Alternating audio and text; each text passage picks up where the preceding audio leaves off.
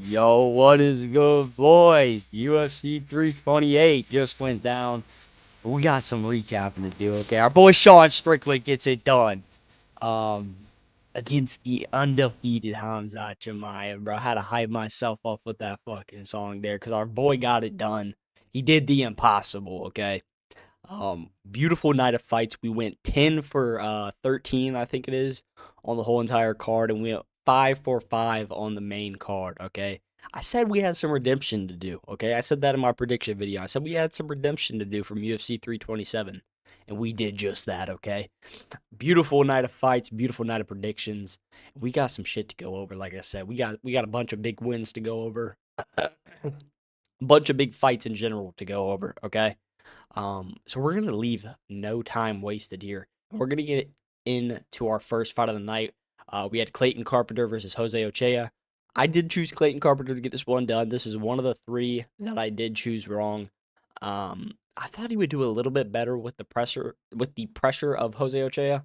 Didn't quite do good. Okay, a lot more volume than I thought from Jose Ochea.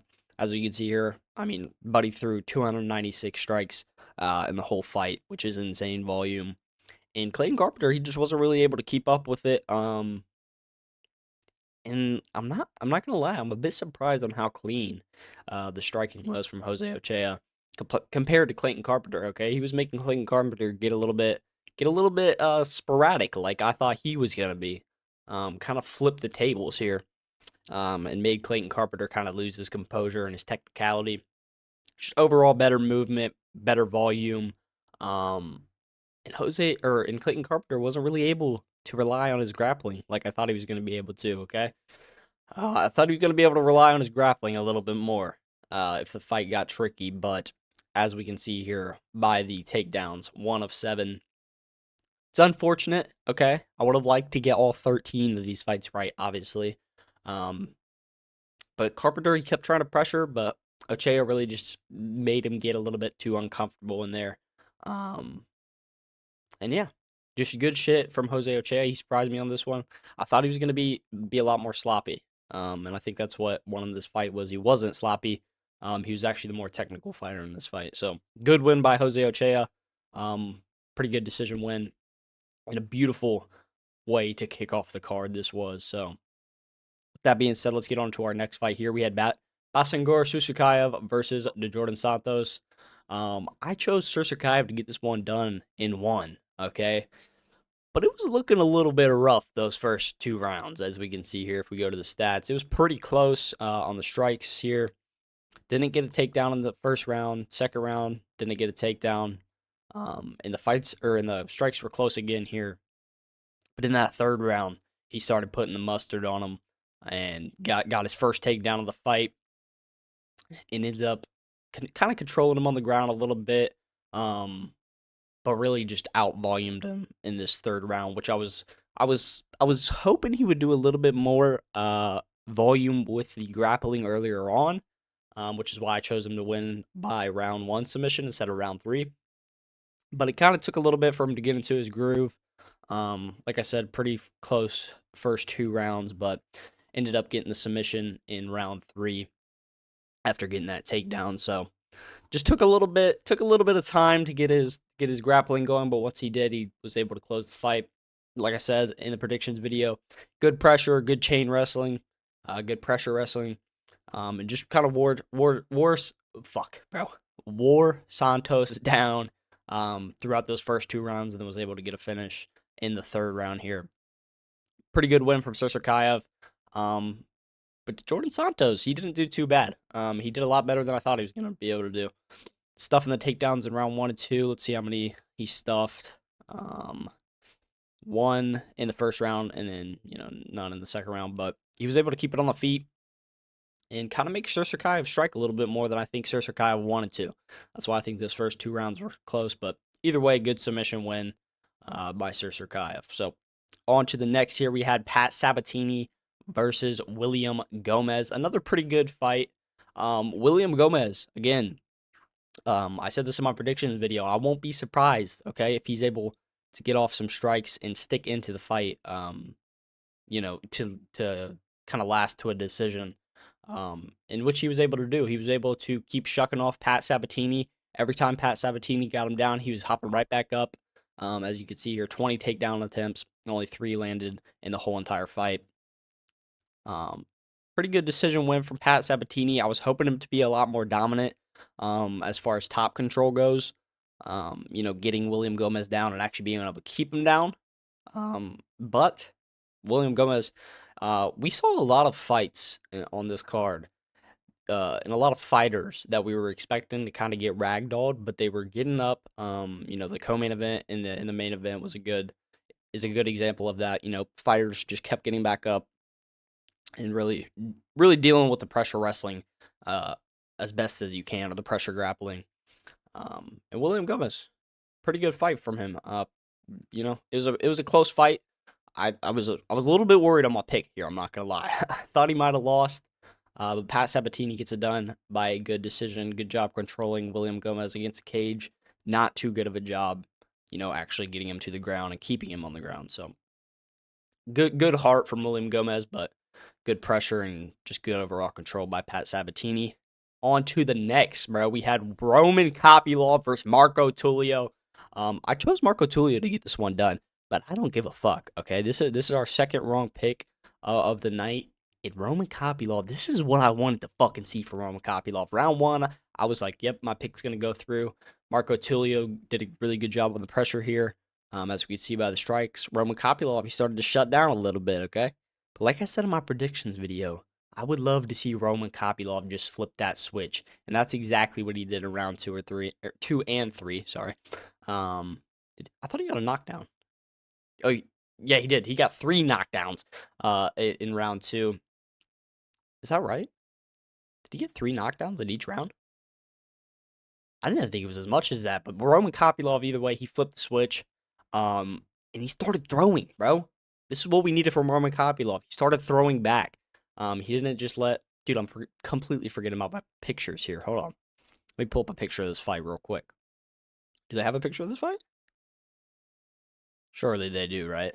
Because this is a brutal Roman Kopylov finish. I don't think they do have pictures of this fight. Either way, I love to see Roman Kopylov kind of get that mindset right, okay? Not just let Marco Tulio keep pressuring him, and start firing back, bro. Good knockdowns from Roman Kopylov, gets himself a decision win here. Just good overall mix-up of the weapons, which I said he had in the predictions video, but he in his last 2 fights, he was shutting down. It was making me worry for this fight, especially against a guy like Marco Tulio, who was doing good on the pressure in the first round, but kind of got out pressured by Roman Kopylov in the second and the third, as you can see by these knockdowns, clean shots from Roman Kopylov. Gets himself a decision. I'm happy with this, okay? I don't care that I got the pick wrong. We needed a Roman Kopylov win, dude. On to the next in the beginning of the prelims. We had Jim Miller versus Jared Gordon. This one surprised me a little bit. Unk still got it, bro. 42 years old. Gets himself a beautiful guillotine win here against Jared Gordon. I was expecting Jared Gordon to give a little bit better of a fight when it comes to the submission defense, but early on in the fight, it was a little bit of back and forth. And then as soon as Gordon shot for a takedown, he gets wrapped up by old Jim Miller here. 42-year-old Jim Miller gets wrapped up in that guillotine, and it's over from there. Quick fight here from Jim Miller. Unk still fucking got it, okay? I take everything back that I said in the fucking predictions video. This was the last wrong pick of the card, by the way. This is our 3rd wrong pick. Jim Miller proved me wrong, bro. I was talking down on him, bro. I was saying Unk needs to retire in my predictions video. I said I hate when Unks stick around this long. Jim Miller gets it done and won with a beautiful guillotine win. On to the next, we had Grant Dawson versus Mateus Rebecki. I think I heard the commentator say his last name differently, but I'm gonna say Rebecki. Versus Mateus Rebecki. Very close fight here as well. Grant Dawson versus Mateus Rebecki. The first 2 rounds were quite close. I gave round 1 to Grant Dawson, and I gave round 2 to Rebecki. So it was 1-1, in my opinion, leading in to the 3rd round. and it got scrappy there for a minute. I was a little bit worried about my pick on this one as well, but Grant Dawson was able to get a finish here, get a rear naked choke, I think. I think it was a rear naked choke. Yep, here we go. Was able to take the back of Mateus Rebecca late in the fight. I think there was 15 seconds left in the fight. 18 seconds, yeah, left in the fight. And Grant Dawson gets himself a fucking. He was able to stick to the wrestling, like I said he should, and just keep going for the wrestling, just over and over. Didn't shoot too many takedowns. Only shot 2 in the second round. But eventually was able to kind of get it to the ground, kind of like the Sursukayev fight. There was a lot of back and forth in the first 2 rounds, but then in that third round, Grant Dawson got his wrestling going, got a takedown, and then locked up that submission, that rear naked choke. He was going for a little like a arm in rear naked choke. That would have been crazy to see. I've never seen a submission like that, a little arm in rear naked choke. He was going for that a couple of times, but then he gets under the chin late in round 3 and gets a beautiful rear naked choke. On to the next. We had Joel Alvarez versus Yaroslav Amosov. Beautiful win here by Amosov. I forget what I picked him to win by. I think I picked him to win by decision. He had a pretty good round 1, getting takedowns. Wasn't able to hold Joel Alvarez on the ground too much. But in round 2, bro, they start going at it on the feet. At some point, Amosov gets to his back, standing, and wraps his arm around Alvarez's back. I don't know if they have a video of the slam. I don't think they do. Right here. I mean, just picks him up, absolutely dunks him on his head, and in literally 5 seconds gets the arm triangle, and submits Joel Alvarez. It was getting a little bit iffy on the feet in round 2. Joel Alvarez was landing some pretty decent strikes, but as soon as he got that slam, dude, locks up that beautiful arm triangle and gets himself a big win, big submission. Hits a little break dance at the end of the fight here, busts a couple moves. That fucking dunk was insane. We gotta watch that one more time. Just absolutely picks him up, drops him on his head, and in no time just gets that arm triangle locked in and submits Joel Alvarez in round 2. Good win by Amosov. Wow. That slam was fucking insane. That shit got me hyped up, and then 5 seconds later he's got him in an arm triangle. Beautiful submission win for Amosov. On to the next, we had a Chimaev versus Ozzy Diaz. I told y'all, bro. I told y'all the predictions video. Ozzy Diaz's family was caught on TikTok, on a TikTok clip, actually shopping for caskets before this fight. That's exactly what he's gonna need, that casket, okay? Because Ed Tabor sends him to the fucking Shadow Realm a little bit later than what I thought, but I actually like this win from Tabor. It shows that he's patient. It shows that he can stay technical, and not get too head hungry at the beginning of the fights. Like we've seen him do in the past. Obviously, it's worked out for him in the past, but we've seen here that he can stay technical. He did a good job choosing his shots. In round 1, I did have him round 1 knockout, but I like how patient he was. I like this. Good pressure, just good overall technical striking from Mateba Gutierrez. And then he lands a big hit in round 2 and gets himself a TKO. I think it was a right hand, if I'm not mistaken. Let's see. Yep, it was a right hand over the top. Drops Ozzy Diaz and finishes the fight. Another beautiful win for Mateba Gutierrez. We need to fucking step up at the competition now, UFC. Stop sending these poor guys in here with this fucking monster. And get him against a ranked opponent, bro. Get him somebody in the top 10, 15 range. I don't know who exactly would be a good stylistic matchup, but get him in there against somebody a little bit higher. I think it's time. What is this? I want to say this is his 3rd or 4th opponent outside of the rankings. 3 of them have been finishes. One pretty close, but pretty good decision win. I think it's time to give him a ranked opponent, bro. We got to stop sending these poor guys like Ozzy Diaz in there. I mean, the fucking size difference when this fight started shocked me more than I thought it would. Ozzy Diaz, when he's in his fight stance and he's moving around, you can see his tummy jiggling. I mean, the muscle mass difference in this fight was insane.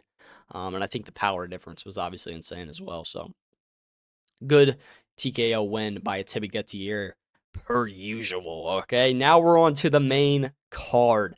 Beautiful main card. Like I said, we went 5 for 5 on this main card. Um, just fucking aced it, man. I could not be happier with the way this card went. So let's get into this first fight. We had Bobby Green versus Jeremy Stephens. Beautiful fight here. And a submission win from Bobby Green. What did I just say? Did I just really say that? A submission win from old Bobby Green? I was expecting a 3-round war here. But fucking Bobby Green puts on a masterclass here against Jeremy Stephens. Just pure fucking chaos. Everybody, including myself, expected a little tit for tat, but Bobby Green was going to get the better of him in the exchanges and stuff. But Bobby Green just fucking lays it on. I mean, you can see the total strikes here, 64-7. And then Bobby Green gets a fucking takedown in round 1 and submits Jeremy Stephens.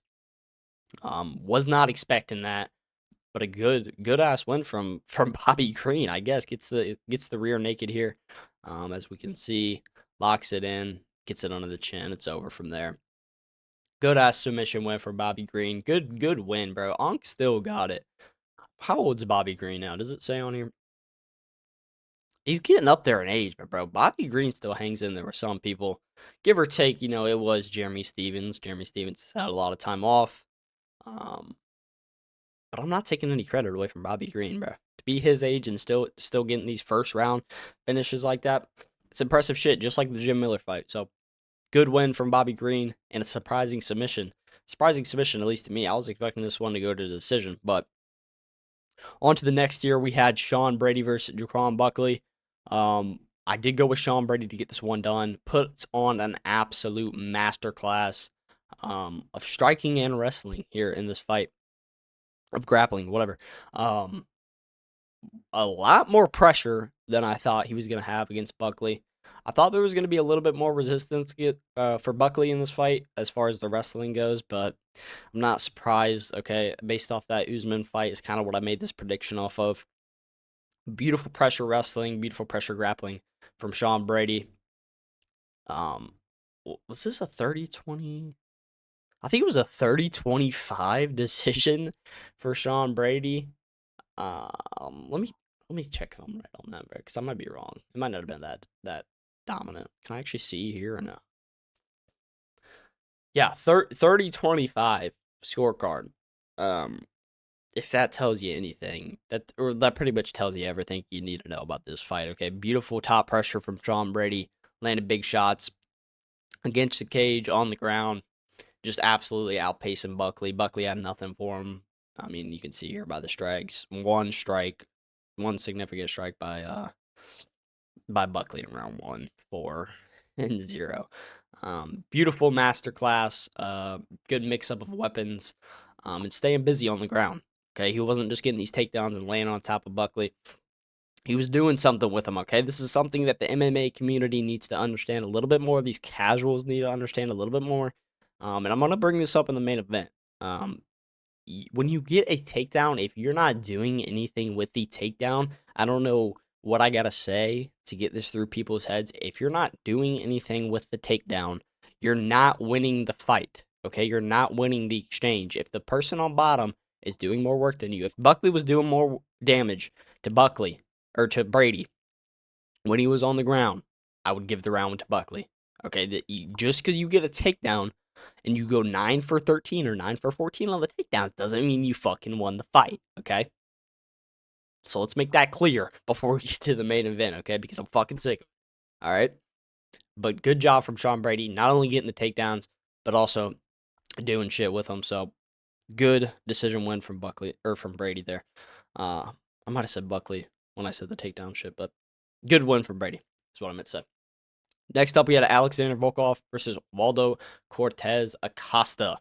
I also had Alexander Volkov to win. Like I said, we went 5 for 5 because I'm the fucking best fucking predictor on planet Earth. Good win here from Volkov. He did exactly what I thought he was going to do. Good range, good management of the range. Used his jab a lot in this fight.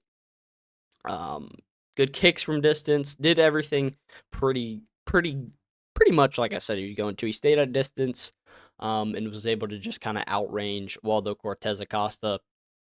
with his kicks, his jab. Did a good job staying patient, not getting too crazy, and gets himself a good decision win over Waldo Cortez Acosta. Round 3 was pretty much the only round that I was pretty worried about. But I did score the first 2 rounds for Volkov. Waldo Cortez Acosta was landing some good shots in the round 3 though. Uh, Good stand up fight here.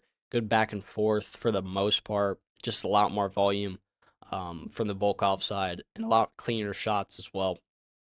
Because I felt like in the prediction video I should have said this, but Waldo Cortez Acosta he did a really or he struggled a lot with the finding Volkov because I mean the guy's 6'7". Um, it's hard to kind of reach, especially with the shorter arms on Waldo Cortez Acosta. So good job, good game plan from Volkov, and good job sticking to the game plan. On to the next in the co-main event. Okay, wow. Joshua Van versus Tatsuro Terra. I chose Joshua Van to get this one done, and he fucking gets it done. Okay, beautiful, beautiful job here by Joshua Van. Did not let Tatsuro Terra hold him down every time. And this is one of the examples. Okay, let's go back here. Let's rewind a little bit here. When I was talking about the Brady fight and the Buckley fight, okay, this is another example. Okay, if Tatsuro Terra, he's getting takedowns. He got, let's see here, 4 takedowns in round 1, 1 and 2, 2 takedowns in round 3. Got a bunch of takedowns the whole fight. Okay, had 8 takedowns the whole fight, but he wasn't doing anything. He was getting mount almost every time um, that he got Joshua Van on the ground, but he wasn't doing anything. Joshua Van was able to establish his guard pretty much every time he was taken down. And then as soon as he got to the feet, there was a clear difference as far as the boxing especially goes. Beautiful jabs by Joshua Van. He was popping Tatsuro Terra's head back pretty much the whole entire fight with his jab. And just a lot of good pressure, okay? I was worried Joshua Van was going to get gassed out, but he didn't get gassed out. Drops him in round, what was it? Was it round 2? Yeah, round 2, drops him once. Round 3, drops him. Or was it? Is this right? I don't know. He dropped him in 2 different rounds, which I think the fight could have been stopped. I think it was the end of round 2 and the end of round 3. I think it was. Joshua Van gets some big knockdowns, secures those rounds just in case it were to go to a decision. I think you could have stopped the fight 2 different times before they actually stopped the fight in round 5, because Joshua Van, bro, he was knocking him down, landed some mean ground and pound. Tatsuro Terra, he wasn't really defending himself. I mean, you could have stopped the fight before this, I think. But Joshua Van was able to get in there. He was fucking threatening some submissions in round 3. I was fucking going insane for that. Because I thought there's no way Joshua Van comes in here and submits Tatsuro Terra after everybody was saying how much of a difference there would be in a skill gap in the grappling department for Tatsuro Terra. He just didn't do enough. Okay, he just didn't do enough with the top control once he actually got Joshua Van to the ground, which allowed Joshua Van to establish his guard, like I said, and get back to his feet. And then he just started putting the fucking mustard on Tatsuro Terra. Good ass win, good ass statement. I told y'all in the prediction video, okay? Y'all must have forgot this is Joshua Van, okay? We knocked Tatsuro Terra out in the 5th round, okay? Beautiful fucking win. Let's see if we can pull up some pictures here. I keep forgetting to pull up the pictures, bro. This is kind of the last exchange. Wait, no, this is round 3. This is one of the times he dropped him. So he did drop him in round 3. I think you could have stopped the fight right here, bro. Do they have one of round 2? Yeah, this was the round 2 drop. Beautiful right hand right on the chin of Tatsuro Terra. You couldn't really see it good there, but I think you could have stopped the fight here as well. And then round 5 obviously gets that last kind of exchange there right here. Lands a teep to the body, lands a jab. Good old Sean Strickland classic. Body, head, good job mixing it up. He said his team told him to go to the body. He went to the body and finished the fight, bro. I love how hyped Khamzat was after Joshua Van came down from the cage. I don't know if they show a clip of that here. Gets up on the cage. He's fucking hype. Good ass win.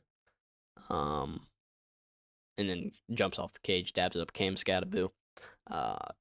Yeah, bro.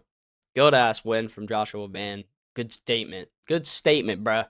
Y'all need to stop underrating my boy Joshua Van. He was underrated before this fight. Yes, underrated, bro. Y'all were underrating him, saying that he's gonna go in there and get dominated on the grappling. He's about that shit, boy. He's about that shit, bruh. Y'all gotta stop playing with my boy Joshua, man. All right, and I think people are gonna stop, especially if he comes back and gets a win over Pantoja, which I'm even more confident in now that he's got this, that he's shown that he can get back to his feet. I'm even more confident, in him getting the fucking rematch win against Pantoja. So excited to see that. Hopefully we see that, probably by the end of the year, maybe early 2027. What are we in now? No, we'll see that fight by the end of the year. Joshua Van, he likes to stay pretty active, so hopefully we see that by the end of the year. Um, Good fight from Joshua Van. On to the main event, though, bruh. Khamzat Chimaev versus Sean Strickland. I told y'all, bruh. Stop playing with my boy Sean, bruh. One of the most underrated fighters in the UFC, bro. I swear. No glaze. I said this at the prediction video. Khamzat Chimaev is not going to be able to hold Sean Strickland down, in which he was not, besides the first round, really. First round, Khamzat Chimaev gets the takedown. Oh, fuck, sorry. I think he had 4 minutes of control time in the first round. Was landing some pretty decent ground and pound. Sean Strickland, I think he was able to get up. Fuck, bro, I feel like I got a burp. I feel like he was able to get up in the first round. I can't remember. But then round two, or really round one, the tables turn a little bit for me. I really felt like I secured in my prediction. Like I started to get confident. Um, Not saying that I wasn't confident before, but I was even more confident in round one because I seen how calm Sean Strickland was, even while Khamzat Chimaev was on his back. This guy he was just giving off this body language and this facial language of, it's okay, this is all part of the game plan, and he was completely calm. Um, even when Khamzat Chimaev was going for the face crank and the, kind of over the chin rear naked choke, Sean Strickland was calm, collected, and made it to the second round. Second round comes around, and our boy Sean Strickland proves that the USA has wrestling. Okay, you can't say USA don't have wrestling, brother. Okay, because Sean Strickland reversed. I think, yeah, two takedown attempts from Khamzat Chimaev. Both of those Sean Strickland, I think, reversed. And ended up on top. I think that is one of them here. Yes. Reverses it. Beautiful job. Lands up on top and controls Khamzat Chimaev on the ground, for both of those takedown attempts from Khamzat Chimaev. And I think that really got into Khamzat Chimaev's head because he comes out round two, sorry. Let me kind of rewind here a little bit. Sean Strickland was able to keep it busy while it was on the feet. And then he was able to keep it busy on the ground as well. In this we're gonna revert back to round one again, because this is where most of Khamzat's control time came from. He didn't do anything really, besides a few submission attempts. And then with the rest of the takedowns in this fight, he didn't really do anything. He wasn't able to keep Sean Strickland down. There's 2 minutes of control time for round 2, 3, 4, and 5 from Khamzat Chimaev. So those 9 takedowns do not mean shit, bro.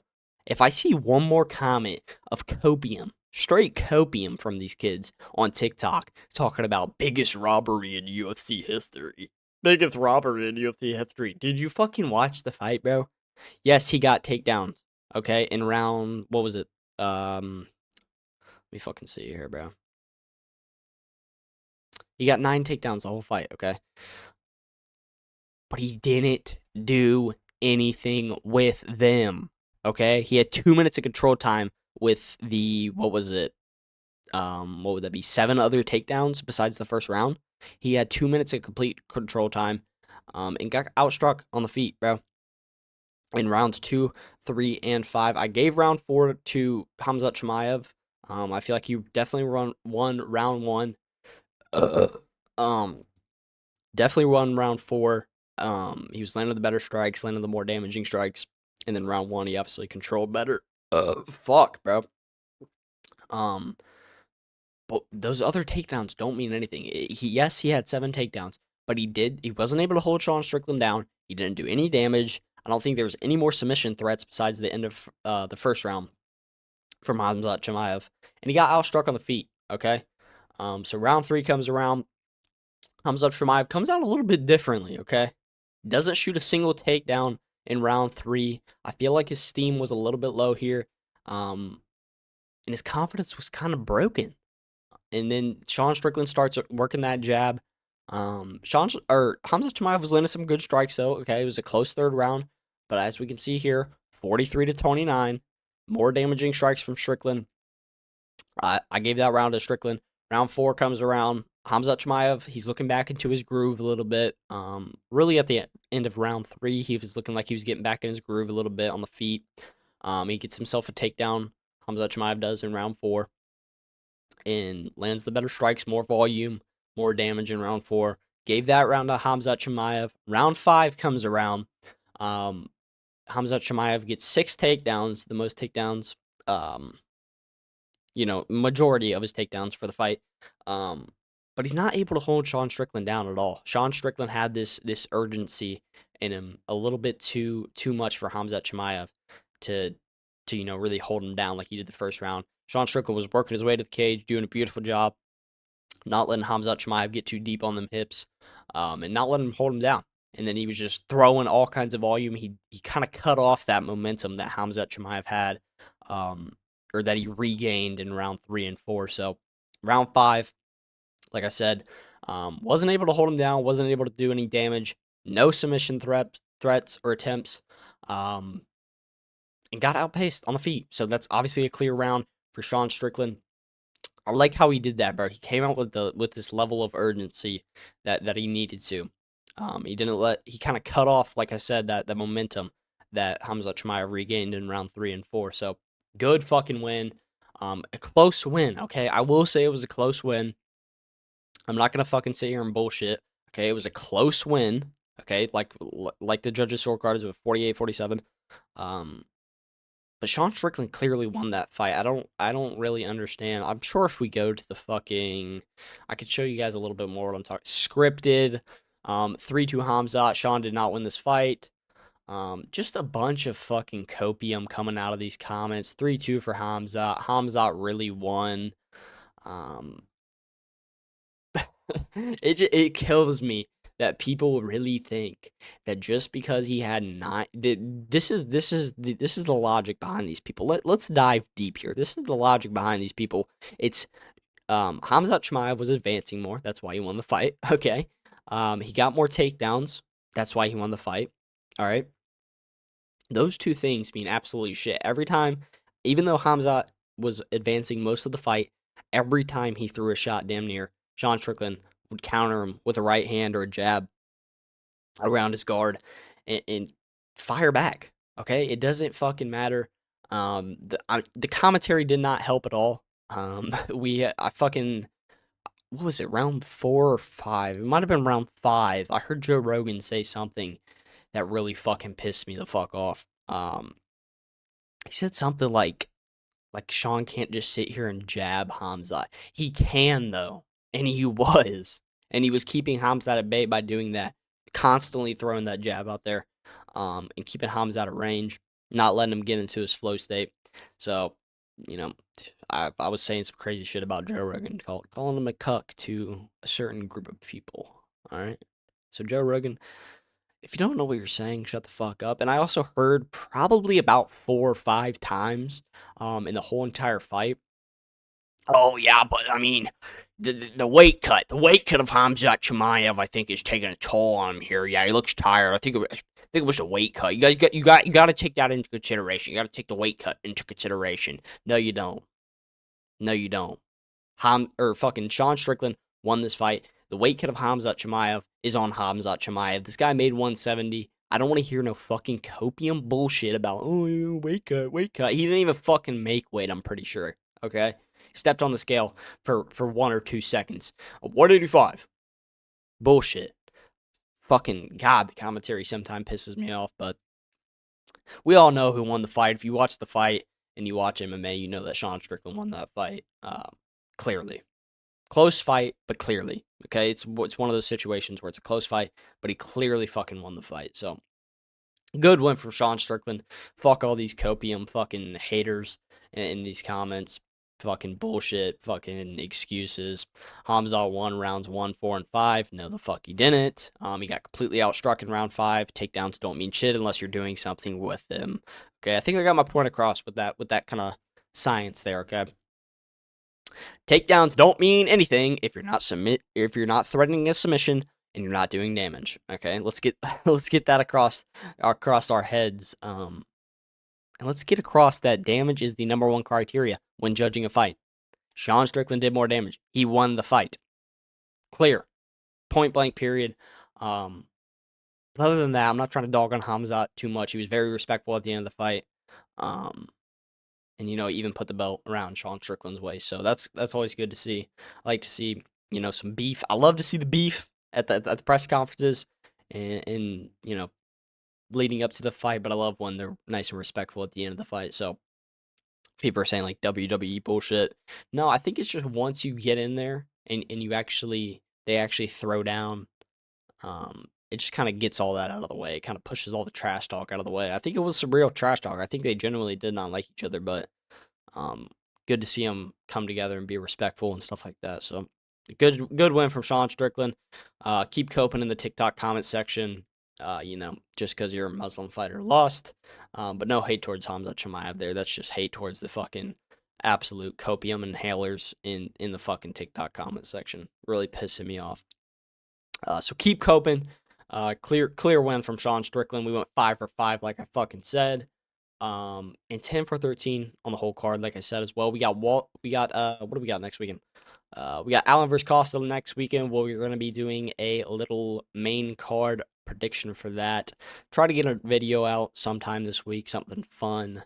Not relating to predictions or recaps. So stay tuned for that, brother. And if you're watching the video, give it a little like, a little thumbs up, drop a little comment. But I don't want to hear any cope in the comments. Okay, don't come up in here commenting some fucking cope bullshit. All right, because I ain't for that. All right, our boy Sean Strickland won. Um, it's a good time to be a UFC fan. Okay, it's a good time. All right, I shall see you guys next video. All right, peace.